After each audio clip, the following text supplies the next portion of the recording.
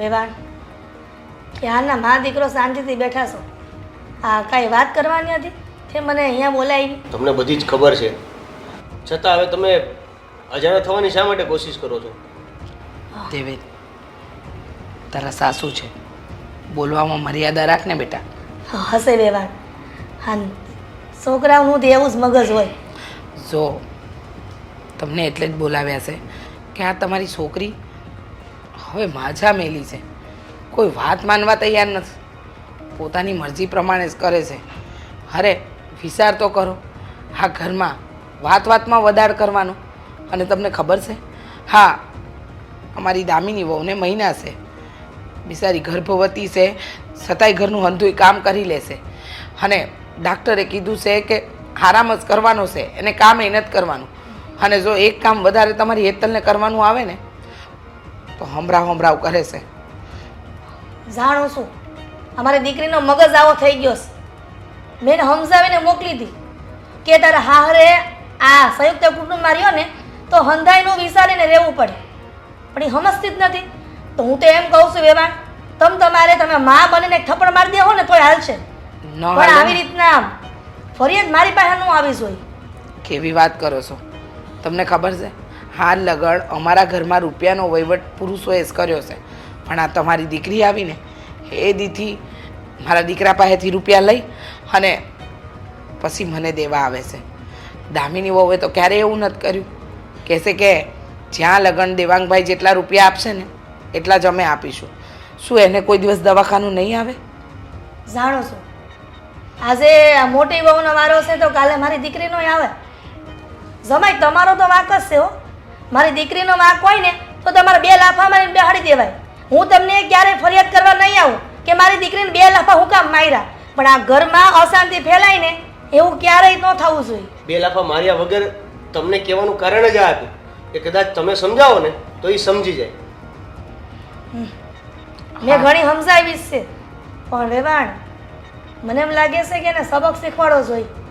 અગર આમનો માલ છે ને તો આ ઘર ભાંગતા વાર નહીં લાગે તમારું. તમારી દીકરી સબક શીખે એવી નથી, સબક શીખવાડે ને એવી છે. હા, તો તમે માં છો ને એટલે તમને બોલાવ્યા કે તમે એને સમજાવો. અને આવું ને આવું રહ્યું ને તો એક દિવસ તો મારો આ દીકરો મારાથી નોખો થઈ જાય. અરે, અને સબક શીખવાડવાની વાત કરો છો ને તો એ બધું તો અમને આવડે છે, પણ એ કોની સાથે કરાય? આપણા સાથે નહીં. બાકી તો સબક શીખવાડીને તો ઘણી બધી રીતે લાઈન ઉપર લાવી શકાય એમ છે. અને વેવાણ, તમે શું કહો છો? નોખા થવાની વાત, નોખા તો કાલે નહીં થવા દો ને આજે નહીં થવા દો, સમજ્યા? મારી દીકરીને મહિનો ઘરે લઈ જઈશ, ભલે પડી રહેતી, પછી એને અહેસાસ તો થાય ને કે આની કરતાં મારા ઘરે હતી હારી હતી. અહેસાસ થવાનો હોય ને વેવાણ, એને ક્યારે પણ થઈ જાય, પણ આને નહીં થાય. અરે તમારી દીકરીનો જીબડો કેટલો લાંબો છે તમને ખબર નથી. હા, કદાચ મારી જગ્યાએ કોઈ બીજી હાવ હોય ને તો એને એક દિવસે આ ઘરમાં ન સહન કરી શકે, પણ આ મારા દીકરાના લીધે હું સહન કરું છું કે એનું ઘર ન ભાંગે, મારો દીકરો અને વહુ અલગ ન થાય, એટલે હંધુય સહન કરીને બેઠીશું. તમે કહો છો ને એ વાત તો ઓલી થઈ ગઈ. એની સાથે એવા જેની સાથે જેવા. એવું કરવું જ હોત ને તો ક્યારનું કરી નાખ્યું હોત. જેવું એ કરે છે ને એવું એની સામે. અને મમ્મી, નોખા થવાની વાત કરો છો? હું તમારાથી નોખો નહીં થાવ.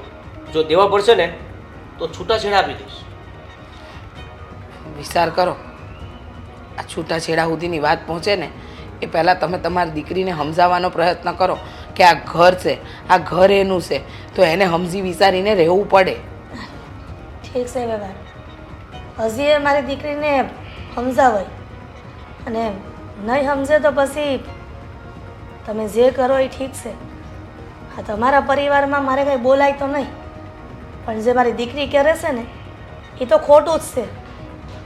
આ જેઠાણી તો મોટી બેનની જેમ હોય, અને મારી દીકરી સમજતી નથી કે એને મોટી બેનની જેમ રાખે. હાલો ત્યારે રજા આપો.